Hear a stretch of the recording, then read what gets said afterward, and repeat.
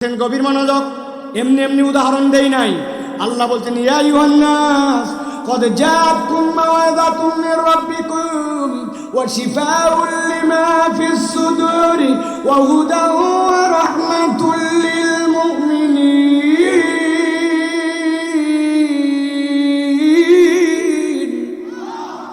আল্লাহ বলছেন ও দুনিয়ার মানুষ, আমি আল্লাহ কোরআনকে যে কোনো জায়গায় তোমার জন্য মলম লাগাতে পাঠাই নাই।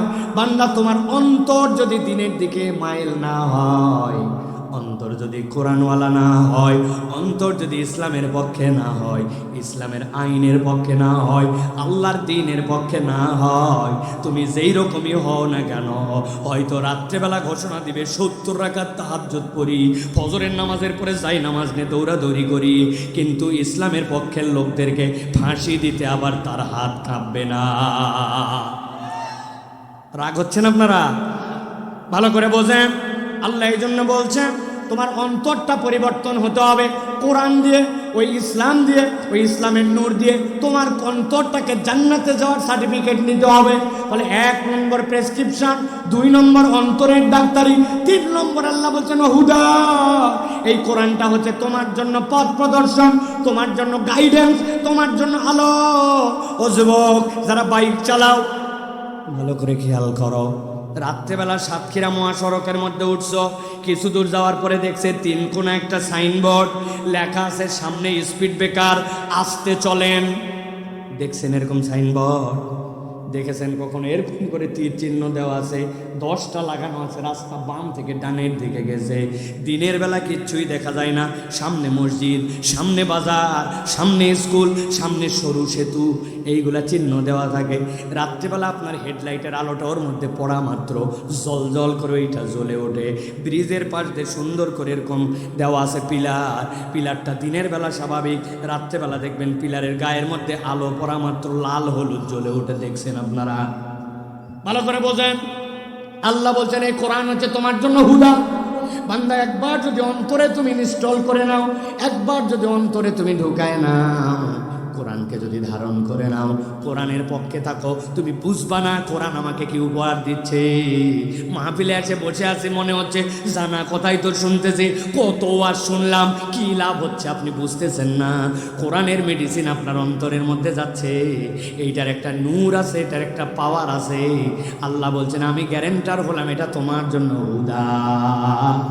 যেখানে তোমার জ্বলে উঠতে হবে কোরআন, সেই জায়গায় তোমার জন্য জ্বলে উঠবে। এই চোখ কোথায় যে থেমে যাবে, কোরআন আপনাকে গাইড করাই দিবে। অন্তরে যদি কোরআন থাকে, না আমি এই মেয়ের দিকে তাকাতে পারি না, কারণ আপনার জন্য গাইড করবে এই কোরআন। না তুমি এটা লাগওয়াল হাদিস, এই গান তুমি শুনতে পারো না, তোমার যৌন উত্তেজনা থাকবে, কিন্তু এটা কোথায় তুমি ইমপ্লিমেন্টেশন করবে, কোরআন তোমাকে থামাই দিবে। না না এই পর্যন্ত তুমি যেতে পারো না। বিচারকের হাত বলে দিবে এই চোর চুরি করছে, তার জন্য কি শাস্তি হবে, আমি অন্য কোনো শাস্তি দিতে পারি না, কোরআন আমার জন্য আলো হয়ে জ্বলে উঠেছে। আল্লাহ বলছেন আমি গ্যারেন্টার হলাম কোরআন যাদের জন্য প্রেসক্রিপশন, যাদের জন্য অন্তরের ডাক্তারি, তাদের জন্য এই কোরআন কিয়ামত পর্যন্ত আলোর পথ প্রদর্শন। সুবহানাল্লাহ। কিন্তু আমরা এটা গ্রহণ করি নাই, আমরা এটা অনুভব করি নাই। আল্লাহ 4 নম্বরে বলছেন ও রাহমাতুল লিল মুমিনিন। ও দুনিয়ার মানুষ জেনে রাখো, এই কোরআন তোমার জন্য রহমত। এই যে এখানে এসে বসে গেছি, সময়টুকুকে ওয়াকফ করতেছি, রাত গভীর হয়ে গেছে। আল্লাহ কোরআনে বলছেন ফাযাক্কির ফাইন্না যিকরা তানফাউল মুমিনিন। আল্লাহ আম করে দিয়ে রাখছেন, খাস করেন না। আল্লাহ গ্যারেন্টার হচ্ছেন এই কোরআন শোনা, কোরআনের মহব্বত দেখানো, কোরআনের পক্ষে থাকা, কোরআনের পক্ষে স্লোগান দেওয়া, কোরআনের পক্ষে আপনার অবস্থান প্রকাশ করা। আল্লাহ বলছেন এইটা ঈমানদারদের জন্য দুনিয়া আখিরাতে রহমত। সুবহানাল্লাহ। কত দলবাজি করলেন, কত চাটুকারিতা করলেন, কত মিথ্যা স্লোগান দিলেন, ভুয়া আপনি প্রশংসা করলেন, উমুক ভাইয়ের চরিত্র ফুলের মতো পবিত্র, বিগত 3 মাসে মসজিদে ফজরের জামাতে আসেনি, 1 ওয়াক্ত ছিল কিনা ভাই? উনি কখনো বিড়ি খায় না, জিনা আন্দাজি কথা বলেন না, উনি বিড়ির ভিতরের মশলা বাইর করে ওর ভিতরে গাঁজা ভরে খায়। বহু আগে বিড়ি খাওয়া বাদ দিয়েছে উনি। উনি কখনো কোনো রকম চুরি করে না, কেননা চুরি করা সাধারণ মানুষের কাজ, উনি ডাকাতি করে। কথা বলেন আপনারা। আল্লাহ রাব্বুল আমিন বলছেন, এই যে তুমি তেলবাজি করলে, চাটুকারিতা করলে, ওয়া রাহমাতুল লিল মুমিনিন, যেদিন কবরের ডাক এসে যাবে, আল্লাহ বলছেন কোরআন কাজে আসবে আসবে আসবে। ওই কোরআন তোমার কবরে আলো হয়ে যাবে, হাসরের দিন দাঁড়ায় যাবে, আল্লাহ পাওয়ার দিবেন। ওই কোরআন আল্লাহর সাথে ঝগড়া লাগায় দিবে। আল্লাহকে বলবে রাত জাগাইছিলাম, কোরআন পড়াইছিলাম, তারাবি পড়াইছিলাম, তাহাজ্জুদ পড়াইছিলাম, এশা পড়াইছিলাম, ফজর পড়াইছিলাম। ওই কোরআন দিয়ে তোমার বান্দা যেরকমই হোক শুনেছিল। ওই কোরআন শুননেওয়ালা কান, অন্তরের মধ্যে তার ফাতিহা মুখস্থ ছিল, ইসলামের পক্ষে ছিল, কোরআনের পক্ষে ছিল, মুনাফিক চরিত্রে ছিল না। আল্লাহ তোমার বান্দাকে তো আমি এমনি এমনি জাহান্নামে যেতে দিব না, হয় আমাকে সহ পাঠাও। কোরআন কালামুল্লাহ, কালামুল্লাহ জাহান্নামে যাবে না, কোরআনের পক্ষের লোককে কোরআন দ্বারা আল্লাহ জাহান্নামে যেতে দিবেন না। ভালো করে মনে রাখেন, আমি আমার ভূমিকার কথা আপনাদেরকে বলতেছি। তাহলে কোরআনের পক্ষে থাকলে, কোরআন শুনতে আসলে কমসে কম কয়টা লাভ মনে থাকবে তো? কোরআন প্রেসক্রিপশন সারা জীবন মাথার মধ্যে ঢুকাই নেবেন। উদাহরণটা মনে রাখবেন, কোরআন শিফা, আপনার অন্তরের জন্য ডাক্তারি। মনে রাখবেন উদাহরণটা। ওই যে 4টা আঙ্গুল বাঁকা, খাওয়া নাই, জান্নাতে যাওয়ার সুযোগ নাই। 3 নম্বর, এই কোরআন হচ্ছে রিফ্লেক্টরের মতো, আপনি বুঝবেন না কিন্তু আপনার অন্তর থেকে একটা রিফ্লেক্ট আসবে। এই যে হুজুররা বলে ছোটবেলায় বাচ্চাকে মক্তবে দাও, কোরআন কিছু মুখস্থ করাও, কেন? বড় হওয়ার পর উল্টা পাল্টা যেতে পারে, কিন্তু হৃদয়ের মধ্যে কোরআন থাকলে সময় মতো ইনশাল্লাহ জ্বলে উঠবে, ঠিক কিনা? আর যেগুলোর মধ্যে কিচ্ছু নাই, ওইগুলার মধ্যে কিছুই কোনোদিন পর্যন্ত আসবে না। ভিতরে কিছু থাকলে না রিফ্লেক্ট করবে, আয়না থাকলে না প্রতিচ্ছবি দেওয়া যাবে। ওর ভিতরে তো আয়নাই নাই, জ্বলবে কি, ঠিক কিনা? কোরআন হচ্ছে ওই নূর। আর কোরআন 4 নম্বর রহমাতুল লিল মুমিনিন। আপনার জীবনে যে ধরনের রহমত লাগবে, আল্লাহ বলছেন তুমি কোরআনের পক্ষে থাকো, কোরআন তেলাওয়াত করো, কোরআন বোঝো, কোরআন মানো, আল্লাহ তোমার যা লাগবে সব দিবেন। সুবহানাল্লাহ। অতএব এবার বলেন, বুঝে থাকলে যে কোরআন শুনলে লাভ আছে না নাই? আছে তো ভাই, আছে। তাহলে আমরা কোরআনের পক্ষে থাকবো তো ইনশাআল্লাহ। প্রিয় ভাইয়েরা, আপনারা যারা কথা শুনতেছেন, প্রায় আধা ঘন্টার বেশি কথা হয়েছে, আপনারা মনে করতেছেন যে আলহামদুলিল্লাহ কথাবার্তার মূল কথা মনে শুরু হয়েছে। না ভাই, এখনো মূল কথা আমি শুরু করতে পারি নাই।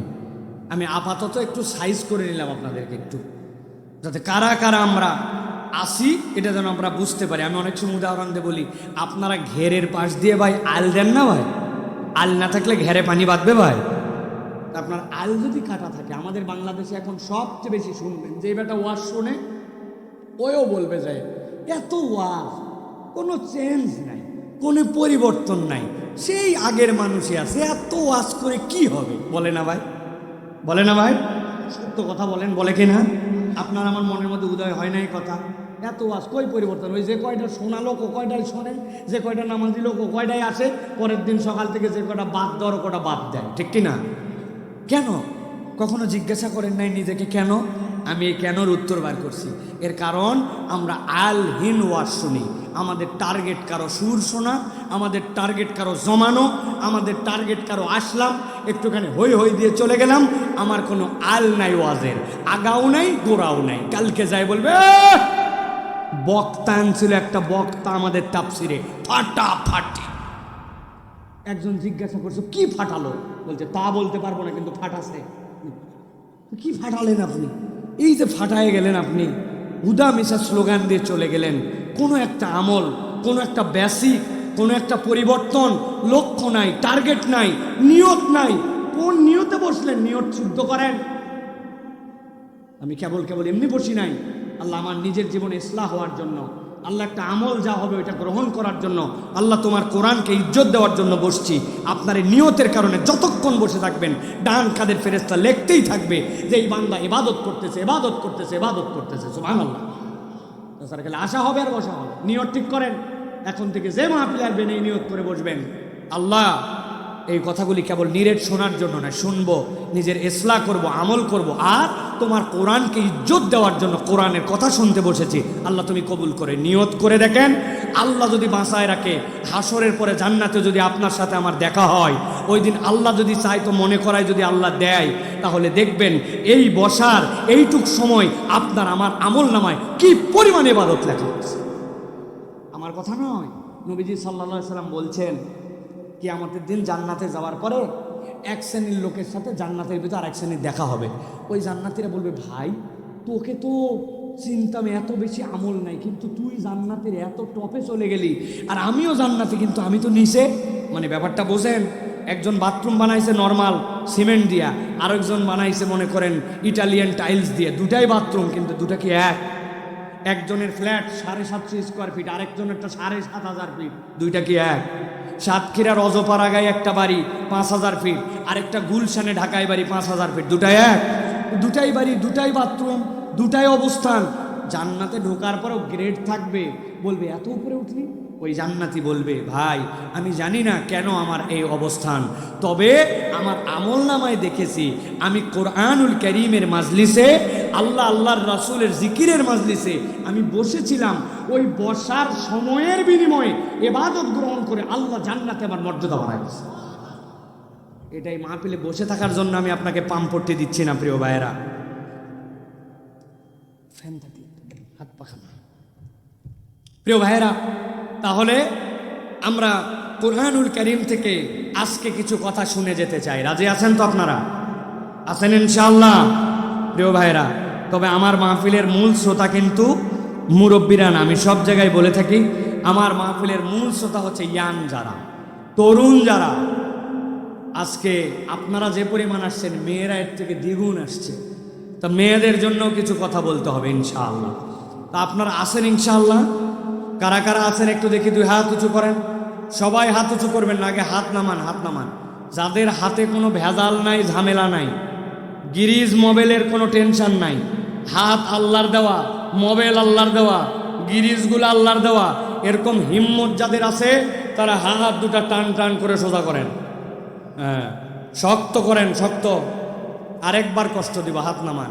এবার হাত খালি তুলবো না, এবার ডানে বামে একটু তাকায়ও দেখবো আল্লাহর কোন বান্দাগুলা হাত তুলতে পারে নাই, আমরা একটু দেখে নিব। জাস্ট খালি একদম আস্তে দিবেন, একদম স্লো।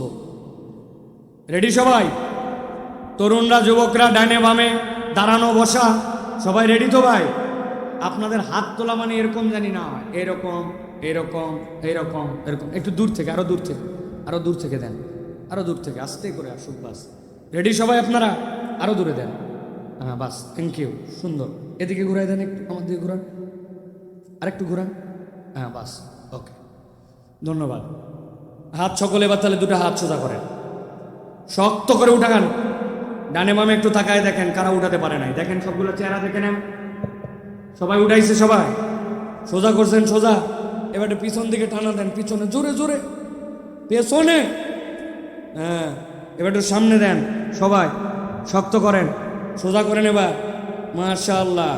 ওই যে মোটরসাইকেলের উপর বসে আছে সাদা গেঞ্জি, কি ভাই আপনি আমাদের সাথে না? এখনো হাত তোলে নাই। ওই যে কি মনে করতেছেন বোধহয় দেখতে পাই না। হাত সোজা করেন। সোজা করছেন? এই উঠেন, হাত উঠেন, হাত শক্ত করেন। হ্যাঁ, এবার একটু ডানে দেন। মাশাআল্লাহ, ডানে। এবার একটু বামে দেন। এবার একটু সোজা করেন, সোজা সোজা সোজা করেন। করছেন সোজা? এবার একটু আরাম করে বসেন, নড়ে চড়ে বসেন, পা নামাবেন না, আরাম করে রিল্যাক্স। হাত সোজা করেন। গলাটা এবার পরিষ্কার দেন। হয়নি, এই পেছন থেকে পরিষ্কার দেন গলা। শক্ত করেন, শক্ত করে। এবার একটু নড়াচড়া দেন, জোরে জোরে জোরে নড়ান। ওই চাচা হাত তোলে নাই, ওই যে সামনে, ওই যে চাচা, আবার পিছনে তাকাচ্ছে। আপনি ওই যে খয়েরি কালারের। হ্যাঁ, সোজা করেন, শক্ত করেন। করছেন সবাই? এবার শক্ত করে হাত সোজা করেন, সোজা সোজা। হ্যাঁ, মাশাআল্লাহ। এবার বুক বরাবর নেন, এই বরাবর নিছেন। এবার আমরা আকাশ বাতাস মুখরিত করে একটা তাকবীর দিতে চাই। পারবেন ইনশাআল্লাহ? এই মাঠে যত ওয়াজ শুনছেন, যত মাহফিলে আসছেন, এরকম হিম্মত করে তাকবীর দেন নাই। পারবেন ইনশাআল্লাহ? সবাই পারবেন ইনশাআল্লাহ? মুরব্বীরা পারবেন? বাবারা, যুবকেরা পারবেন ইনশাআল্লাহ? দেখি আমি যখন বলবো লিল্লাহে তাকবীর, একসাথে সমস্বরে কণ্ঠ ছেড়ে দিয়ে বলতে হবে আল্লাহু আকবার। হাত দুটো উপর দিকে ছুঁড়ে দিতে হবে। পারবেন ইনশাআল্লাহ? ওই যারা দাঁড়ায় আছেন আপনারা কি আমাদের সাথে না আপনার আলাদা? সাথে তো? তাহলে রেডি হন সবাই। রেডি সবাই? বুক বরাবর আছে? দেখি এবার ইনশাআল্লাহ আমি বলবো লিল্লাহে তাকবীর, আপনারা আল্লাহু আকবার। পারবেন ইনশাআল্লাহ? বলা থাকলেই কি গেলেই কি? আমার না প্রত্যেক দিন ওয়াজ আছে, আপনার তো প্রত্যেক দিন ওয়াজ নেই। অতএব আকাশ বাতাস মুখরিত করে শয়তানকে বিতাড়িত করার জন্য, আল্লাহকে খুশি করার জন্য, ওই অন্তরের ভিতরে যেই শয়তান মুখের মধ্যে বলে আল্লাহর নাম অত জোরে বলার দরকার নাই, ওই দলে আমরা নাই। আমরা আল্লাহর নাম একটা বলিষ্ঠ কণ্ঠে নিতে চাই। পারবেন ইনশাআল্লাহ? দেখে এটা তাকবীর দেন। লিল্লাহে তাকবীর, লিল্লাহে তাকবীর। আল কোরআনের আলো, আল হাদিসের আলো, তোমার নেতা আমার নেতা, তোমার নেতা আমার নেতা। আলেম ওলামা যেখানে, আল্লাহর আইন যেখানে, লিল্লাহে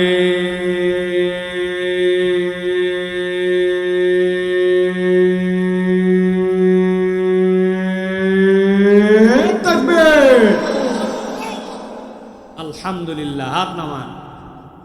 শয়তান আছে? আর আছে? আল্লাহু আকবারের পক্ষে কখনো শয়তান থাকতে পারে না, ঠিক কি না? শয়তান আল্লাহু আকবার পছন্দ করে না। এই জন্য মানবরূপী যে সকল দল আর যে সকল ব্যক্তি আছে, ওরাও দেখবেন আল্লাহু আকবারের স্লোগান দিতে পারে না, পছন্দও করে না। আমরা দ্ব্যর্থহীন কণ্ঠে ঘোষণা করে জানাতে চাই, আগামীর বাংলাদেশ ইনশাআল্লাহ ইসলামের বাংলাদেশ, আগামীর বাংলাদেশ আলেম ওলামার বাংলাদেশ, আগামীর বাংলাদেশ আল্লাহর পক্ষের লোকের বাংলাদেশ, আগামীর বাংলাদেশ বৈষম্যহীন বাংলাদেশ, আগামীর বাংলাদেশ ইন্ডিয়ার আধিপত্যবাদের বিপক্ষে থাপ্পড় লাগানোর বাংলাদেশ। ওই বাংলাদেশে আল্লাহু আকবারের পক্ষে যারা, তাদের পক্ষে আমরা, আল্লাহু আকবারের পক্ষে যদি না থাকো তাদের পক্ষে আমরা নাই, ঠিক কিনা? রাজি তো? মুরব্বীরা ঠিক বলছে নাকি? এই ঠিকের কোনো খাওয়া নাই। 50 বছর এরা ঠিক বলছে, মিশাই ঠিক। সময় মতো খালি এক কাপ চা এক বিড়ি দিলে ইমান বিক্রি করে পাবে। মুরব্বীদের আর হবে না, ইয়াংদেরকে এখন আগায় আসতে হবে, ঠিক কিনা? মুরব্বীদেরকে আমরা সম্মান করব, শ্রদ্ধা করব, পরামর্শ নেব, মতামত নিব, ধাক্কায়া সামনে নিব, কিন্তু মুরব্বীদেরকে আর ধাক্কা দিতে দিব না। রেডি তো আপনারা ইনশাআল্লাহ? আগামীর বাংলাদেশ আমাদেরকে গড়তে হবে ইনশাআল্লাহ। আল্লাহ আমাদের মুরব্বীদের হায়াত দারাজ করে দেয়, আল্লাহ আমাদের মাথার প্রতি এই ছায়াগুলোকে দীর্ঘ করে দেয়। আল্লাহ রাব্বুল আলামিন সকলকে মিলে ইসলামের পক্ষে, কোরআনের পক্ষে আসার তৌফিক দান করুন। মুনাফিকের চরিত্র থেকে আমাদেরকে বের হওয়ার যোগ্যতা দান করব। প্রিয় ভাইয়েরা, চলেন আমরা কোরআনুল কারীমের মধ্যে প্রবেশ করব। আপনার বিরক্ত হচ্ছেন না তো ভাই? চলেন আমরা কোরআনের মধ্যে প্রবেশ করব। সংক্ষিপ্ত সময়ে নির্ধারিত একটা বিষয়ে আমরা কথা শুনে তারপরে আমরা বিদায় নিব। বলেন আল্লাহুম্মা, জোরে বলেন আল্লাহুম্মা, আল্লাহুম্মা। আল্লাহ আমাদের সকলকে কবুল করুক। বিতাড়িত শয়তান থেকে আশ্রয় প্রার্থনা করে একজন অলসতা করবেন না। আপনার জওয়ানের যতটুকু শক্তি আছে ছেড়ে দিয়ে সুন্দর করে আমার সাথে আল্লাহ রাব্বুল আলামিনের শেখানো পদ্ধতিতে আমরা এখন কোরআনের মধ্যে ঢুকবো। সকলে পড়েন আউযু বিল্লাহি মিনাশ শাইতানির রাজিম। বিসমিল্লাহির রাহমানির রাহিম। ওয়াতলু আলাইহিম নাবা'আল্লাযী আতাইনাহু আয়াতিনা ফানসালাখা মিনহা ফাআতবা'আহু আশ-শাইতান ফাকানা মিনাল গাওয়িন। আমার আল্লাহ বলছেন, ও আমার হাবিব, আপনাকে দায়িত্ব দেওয়া হলো কিয়ামত পর্যন্ত অনাগত যত মানুষ আসবে, আপনি আপনার উম্মতের কাছে এই আয়াতটা তেলাওয়াত করেন। এই আয়াতের বার্তাটা আপনার উম্মতের কাছে দিয়ে যান। আল্লাহ রাব্বুল আলামিন বলছেন, এই আয়াতের মধ্যে এমন একটা ঘটনা আপনাকে আমি জানাচ্ছি, কিয়ামত পর্যন্ত আপনার যত উম্মত আসবে সবগুলির জন্যের মধ্যে বার্তা আছে। হযরত আব্দুল্লাহ ইবনে মাসউদ রাদিয়াল্লাহু তাআলা বলছেন, আল্লাহ এখানে কার ব্যাপারে বলতে বলেছেন জানো নাকি? এই লোকটা উম্মতে মুহাম্মদের লোক না, এই লোকটা ফিরাউনের সময়ের লোক। লোকের নাম হচ্ছে বালআম ইবনে আবার। ওই লোকের কি কারণ ছিল, যেই কারণে রব্বুল আলামিন তাকে এই ঘটনাটা নবীকে বলতে বললেন? আব্দুল্লাহ ইবনে মাসউদ বলতেছেন, বালআম ইবনে আবার এমন এক ব্যক্তি ছিল, যেই ব্যক্তি আল্লাহর কাছে যে কোনো বিষয়ে দোয়া যদি করতো এক মুহূর্ত দেরি হতো না, দোয়া করার সাথে সাথে তার দোয়া কবুল হয়ে যেত। একদিন ফিরাউনের সব লোকজন আসলো, আসার পরে বলল, বালআম তোমার কাছে একটা দোয়ার প্রস্তাব নিয়ে আসছি, এই দোয়াটা তুমি করে দাও যেন কবুল হয়ে যায়। জিজ্ঞাসা করলো, কি দোয়া? আমাদের সমাজে এমন একজন লোক আসছে, যেই লোকটা ফিতনাবাজ, যেই লোকটা সমাজের মধ্যে বিভক্তি ছড়াচ্ছে, ফিরাউনের বিপক্ষে অবস্থান নিয়ে সমাজে আরেকটা দল বানাচ্ছে, ওই লোকটার বিপক্ষে তুমি বদদোয়া করো। বালআম জিজ্ঞাসা করলো লোকটার নাম কি? বলছে লোকটার নাম হচ্ছে মূসা। সাথে সাথে বালআম বলল, তার ব্যাপারে তো আমিও কিছু পজিটিভ কথা শুনেছি। কি কথা শুনেছ? বলে, আমি শুনেছি যখন সে হাতটা তার ডান বাম বগলের নিচে নেয়, নেওয়ার পরে যেই না বের করে, সাথে সাথে তার হাত দিয়ে এমন একটা আলো বের হয়, সূর্যের মতো পাওয়ার, কিন্তু তার হাত পুড়ে যায় না। আবার হাতটা নিয়ে যেই না বগলের নিচে রাখে, সাথে সাথে আলো বন্ধ হয়ে যায়। আরও শুনেছি তার মাঠের মধ্যে অনেকগুলা মেষ চড়ায়, কয়েকশো মেষ। ওই মেষের ধর্ম হচ্ছে মাঝে মাঝে দু একটা এদিক ওদিক পালের থেকে বের হয়ে যায়, কিন্তু ওই মূসার হাতের মধ্যে একটা লাঠি থাকে, মাঠের মধ্যে গুজাই দিয়ে সে ঘুমায় যায়। ওই ব্যক্তির আর কোনো খবর নাই, মেষ সেখানে তার মতো করে খাবার খায়। কোনো মেষ যদি বেরিয়ে যায়, লাঠি একাই জীবন্ত হয়ে যায়, এরপরে পিটায়া ওই মেষকে লাইন মতো নিয়ে এসে আবার জায়গা মতো দাঁড়ায় যায়। যদি জাদুকর হইতো, জাদুকর ঘুমায় গেলে তার জাদু কাজ করে না, কিন্তু এই লোকের তো জাদুকর হওয়ার সম্ভাবনা নাই, কারণ ঘুমানোর পরেও তার অনেক কিছু চলতে থাকে। লোকজন বলল, তুমি এই জন্য কি তার জন্য বদদোয়া করবা না? তোমার কাছে ওয়াজ শোনার জন্য আসছি নাকি মিয়া? তোমার কাছে আসছি আমরা তার নামে বদদোয়া করার জন্য। আর জেনে রাখো, কেবলমাত্র আমাদের স্বার্থেই আসি নাই, তোমার স্বার্থেও আসছি।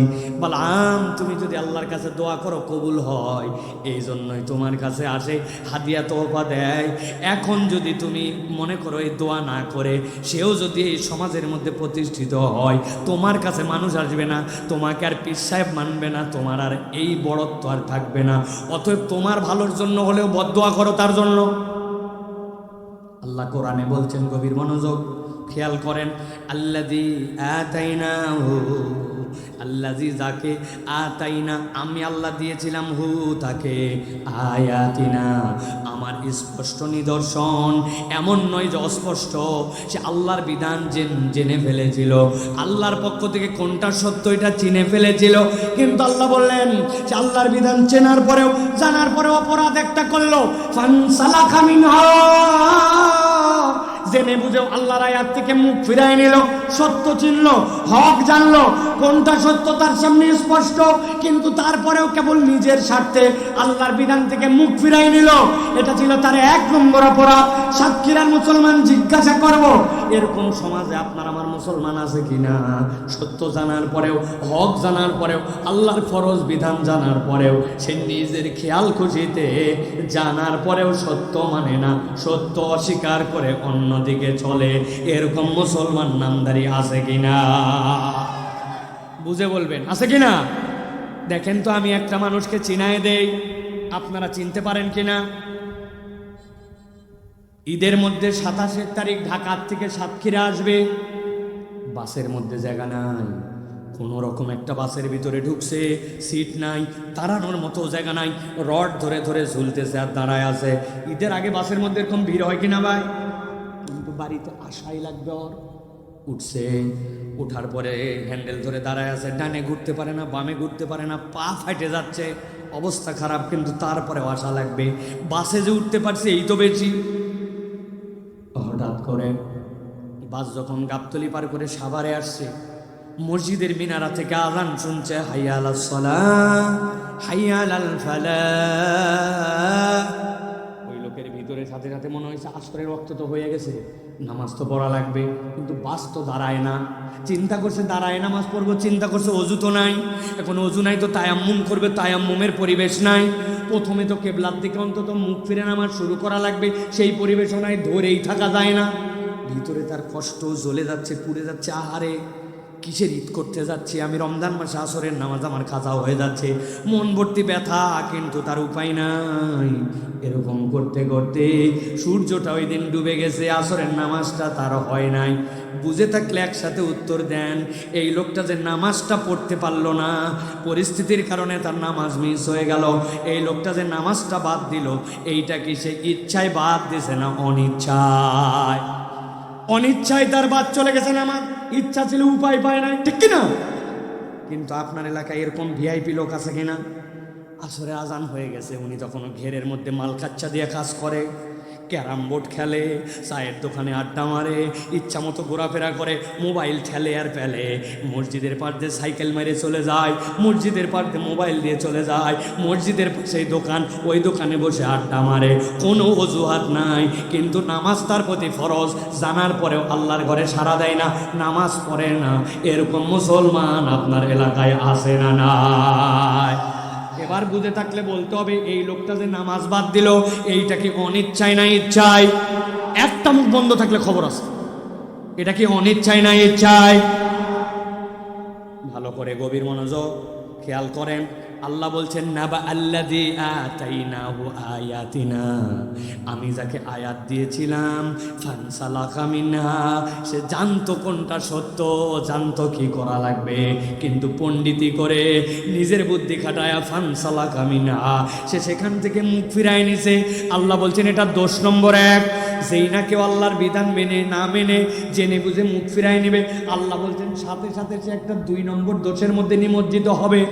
আল্লাহ কোরআনে বলছেন, নবী জানান, ফাআতবাহু শাইতানু ফাকানা মিনাল গাওয়িন, যেই ব্যক্তি আল্লাহর বিধান জেনে বুঝে মুখ ফিরায় নেবে, হককে গুরুত্ব দিবে না, আল্লাহর বিধান হক জানার পরেও তার পক্ষ অবলম্বন করবে না, দুনিয়ার স্বার্থে ব্যক্তির স্বার্থে নানান অজুহাত দিয়ে মুখ ফিরায় নেবে, আল্লাহ বলছেন ফাআতবাহু, সাথে সাথে তাকে অনুসরণ করবে, আর শয়তানু, শয়তান, ফাকানা মিনাল গাওয়িন, আল্লাহ বলছেন শয়তান যখন তার পিছে লেগে যাবে, আমি আল্লাহ নিশ্চিত করে বলে দিলাম সে নিশ্চিত পথভ্রষ্ট হয়ে যাবে। কথা বোঝা বাকি আছে এই জায়গায়। এই জন্য আপনারা ঠিকটা বুঝে বলতে পারেন নাই। মাঝে মাঝে আপনারা, আমরা আমাদের বাচ্চাদেরকে বকা দেই, আপনাদের সাতক্ষীরায় দেয় কিনা খেয়াল করেন তো? এই বাচ্চাই, খবরদার শয়তানি করবি না, এই বাদরামি করতেছিস কেন, এই ফাউল কাজ, শয়তানি কাজ করিস কেন, এরকম মাঝে মাঝে বলেন কিনা? এটার মানে কি? এইটার মানে ওই বাচ্চাকে, ওই ছেলেকে যেই কাজ করতে নিষেধ করতেছেন, আপনি জানেন ওইটা শয়তানি কাজ, ওইটা করলে শয়তানকে অনুসরণ করা হবে, শয়তানের কথা শোনা হবে, ঠিক কিনা? কিন্তু আল্লাহ এই জায়গায় ভিন্ন কথা বলেছেন ভাই, দিলের কান দিয়ে কথাগুলা বোঝেন। আল্লাহ বলছেন আল্লাহর বিধান থেকে মুখ ফিরাই নিছো, তুমি এখন শয়তানের অনুসরণ করো না। ফাআতবাহু শাইতান, শয়তান এখন তোমার অনুসরণে। আর একবার যার পিছে শয়তান লাগবে, ফাকানা মিনাল গাওয়িন, আল্লাহ বলছেন পথভ্রষ্ট না হলে তার আর কোনো উপায় নাই। তাহলে এখানে অপরাধ কয়টা? যুবকরা বলো কয়টা? জোরে বলেন কয়টা? আল্লাহ বলছেন নবী আপনি সামনে বাড়ান, চলেন সামনে দিকে একটু আগাই। আল্লাহ বলছেন ওয়ালাউ শিনা লারফানাহু বিহা, ও আমার হাবিব আপনি বলে দেন, যদি ওই ব্যক্তি আল্লাহকে মেনে নিত, দ্বীনের বিধান মেনে নিত, কোরআন মেনে নিত, ইসলামের পক্ষে থাকতো, গাফলতি না করত, নিজে নিজে পণ্ডিতি না করত, আল্লাহর বিধানের উপরে মাথা না কাটাতো, ওয়ালাউ শিনা, যদি আমি আল্লাহ চাইতাম, লারফানাহু বিহা, ওই মানার দ্বারা তার মর্যাদা আরো দ্বিগুণ বাড়াই দিতাম, তার ইজ্জত আসমানে উঠাই দিতাম। আল্লাহু আকবার। কিন্তু আল্লাহ বলছেন আগে তো 2টা অপরাধ করছে, ও আমার হাবিব এইটুকুতে থেমে থাকে না, সে আরো 2টা অপরাধে নিজেকে জড়িত করেছে। এবার একসাথে বলেন, আগে ছিল 2টা অপরাধ, পরে আরো 2টা অপরাধ, তাহলে টোটাল অপরাধ কয়টা? সবাই বলে নাই কয়টা? হাতগুলা নিচে নামান, এরকম করে রেডি করবেন। ডান হাত বের করে দেখাবেন, একসাথে হাত তুলে টোটাল অপরাধ কয়টা?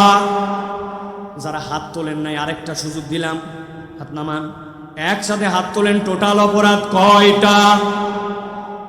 শেষ সুযোগ দিলাম। আমি অন্তত 10-15 জন দেখছি তারা হাত তোলে না। আমি একদম চেহারা বলে দিতে পারবো। একসাথে বলেন আবার, টোটাল অপরাধ তাহলে কয়টা? হাত নামা। অনেকেই চিন্তা করছে কোত্তে এক হুজুর নিয়ে আইছে খালি হাত তোলো হে করো। এর কারণ আছে ভাই, অধিকাংশ আমাদের ওয়াজ বাড়িতে যায় না, সব ওয়াজ মাঠে থাকে। বক্তা খানিকক্ষণ ওয়াজ করে, খানিকক্ষণ গরম মারে, খানিকক্ষণ গজল গায়, খানিকক্ষণ কি গল্প শোনায় আবার শেষে বলে আজকে ওয়াজ শেষ করতে পারলাম না, আবার যদি দেখা হয় ইনশাআল্লাহ শেষ করব, মানে আগামী বছরের দাওয়াত কনফার্ম। আমি কোনো বক্তার সমালোচনা করতেছি না, বুঝানোর জন্য বললাম আমার টার্গেট আজকের ওয়াজ মাঠে থাকবে না, বাড়িতে যাওয়া লাগবে, ঠিক না? মহিলারা ওয়াজ শুনতেছে, মহিলারা ওয়াজ শুনতেছে নাকি ভাই? শুনতেছে? শিওর আপনারা? বহু মহিলা ওয়াজ শুনতেছেন, আমি শিওর। আসছে, আসার পরে দেখে ছোটবেলায় একটা মেয়ের সাথে দেখা হয়েছিল, ওর আবার বিয়ে হয়েছে, ওর আবার বাচ্চা হয়েছে, তুই মরজি না, তোর আবার বিয়ে হয়েছে, তোর আবার শোন। এই যে গল্প উঠছে, ওর ননদ শাশুড়ি, এই কাহিনী করতে করতে ওয়াজ শেষ। আছে না ভাই? আবার অনেকে কোলে করে একটা রেডিও চ্যানেল আনছে, কারোটা 11 মাস বয়স, কারোটা 2 বছর। আসার পরের থেকে উনি খালি বাকি লোকের ওয়াজ শোনা শেষ। আছে কিনা ভাই? মহিলারা আসে অনেক আবেগ নিয়ে, কিন্তু ওয়াজটা মন দিয়ে শোনে না, বাড়িতেও নিয়ে যায় না, ঠিক কিনা? মা বোনদেরকে আমরা দেখতে পাচ্ছি না, কিন্তু আল্লাহ আপনাদেরকে দেখতে পাচ্তেছে। এই ওয়াজের মধ্যে নারী পুরুষ সবাই আছে। তাহলে মা বোনেরা বলেন তো আল্লাহকে হাত দেখায়া যে তাহলে টোটাল অপরাধ আল্লাহ নবীকে দিয়ে আল্লাহ জানাতে বলছেন কিয়ামত পর্যন্ত মানুষের জন্য কয়টা?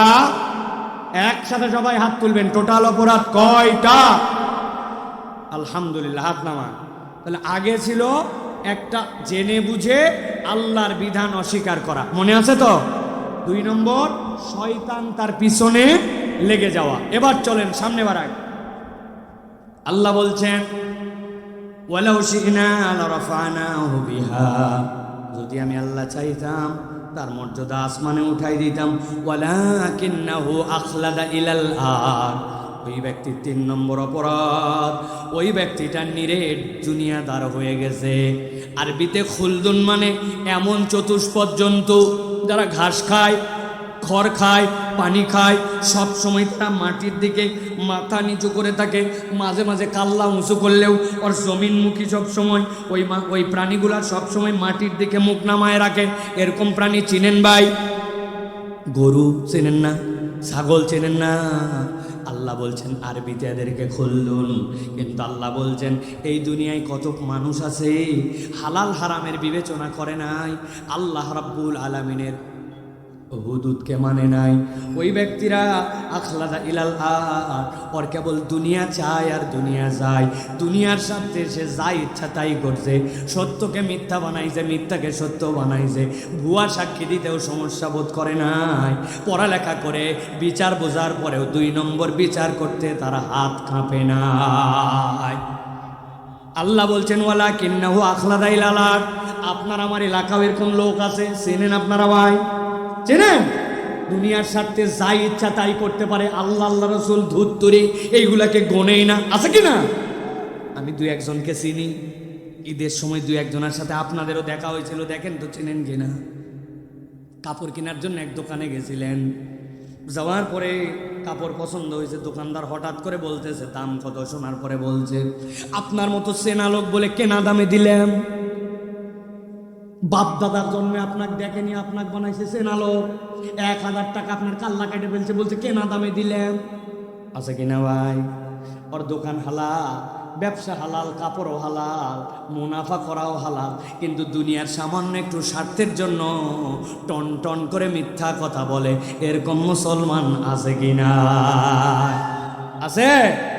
মসজিদের মধ্যে নামাজ পড়ে, কিন্তু সকালবেলা কোদাল নিয়ে যখন মাঠে কাজ করতে যায়, লোকজন জিজ্ঞাসা করছে, বাবাজি এত ফজর বেলা কই যাও চাচা? কই বাবা, রোদ উঠলে আর কাজ করতে পারি না, মাথা গরম হয়ে যায়, এই জন্য জমির একটু আল কাটতে যায়, আমার ঘেরের একটুখানি আল সমান করতে যায়।